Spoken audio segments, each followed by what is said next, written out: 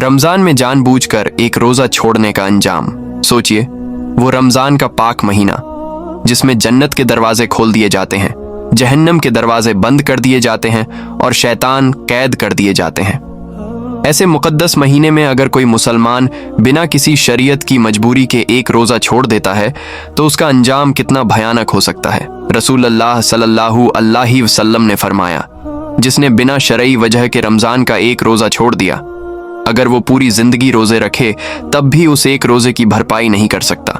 मेरे भाइयों, ये कोई मामूली बात नहीं है। रोजा सिर्फ भूखे रहने का नाम नहीं है, बल्कि यह अल्लाह के हुक्म के सामने सर झुका देने का नाम है। जब अल्लाह ताला फरमाता है कि ए ईमान वालों, तुम पर रोजा फर्ज किया गया है, तो यह सीधा हुक्म है। अब सोचिए, जब कोई इंसान इस हुक्म को जानबूझकर तोड़ देता है तो वो असल में अल्लाह से बगावत करता है। बहुत से लोग कहते हैं आज काम ज्यादा है, आज सफर है, जबकि सफर भी शरीयत के मुताबिक नहीं। आज कमजोरी लग रही है, गर्मी बहुत है, इसलिए रोजा छोड़ दिया। भाइयों, याद रखिए, रोजा छोड़ने की वजह वही मान्य है जो कुरान और हदीस ने बताई है। बीमारी, सफर या औरतों के लिए खास हालत। इसके अलावा जानबूझकर रोजा छोड़ना बहुत बड़ा गुनाह है।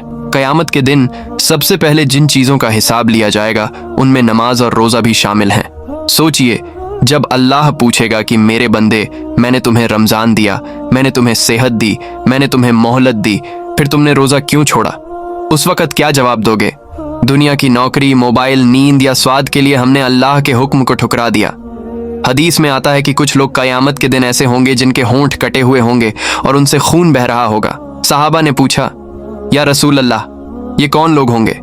आपने फरमाया, ये वो लोग होंगे जो बिना वजह रोजा छोड़ते थे। मेरे प्यारे भाइयों, यह अंजाम सुनकर भी अगर दिल नहीं कांपता तो फिर सोचिए ईमान की हालत कैसी है। रोजा सिर्फ पेट का नहीं, आंखों का, कानों का, जुबान का भी रोजा है। लेकिन जो इंसान रोजा ही छोड़ दे वो कैसे अल्लाह की रहमत की उम्मीद करेगा? याद रखिए, अल्लाह की रहमत बहुत वसी है, लेकिन उसकी पकड़ भी बहुत सख्त है। अगर किसी ने जानबूझकर रोजा छोड़ा है तो मायूस मत हो, लेकिन खेल भी मत समझो। सच्चे दिल से तौबा करो, अल्लाह से माफी मांगो, जितनी जल्दी हो सके कजा रखो और आइंदा कभी इस गुनाह की तरफ लौट कर मत जाओ, क्योंकि रमजान बार बार नहीं आता, जिंदगी बार बार नहीं मिलती और मौत कब आ जाए कोई नहीं जानता। हो सकता है ये हमारा आखिरी रमजान हो। आज अगर हम एक रोजा छोड़ रहे हैं, कल शायद पूरी इबादत से महरूम हो जाएं। इसलिए मेरे भाइयों और बहनों, रमजान की कदर करो, रोजे की हिफाजत करो और अल्लाह के सामने झुक जाओ, क्योंकि कामयाबी सिर्फ उसी की है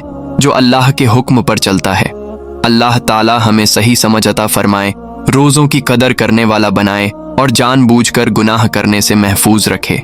आमीन या रब्बल आलमीन।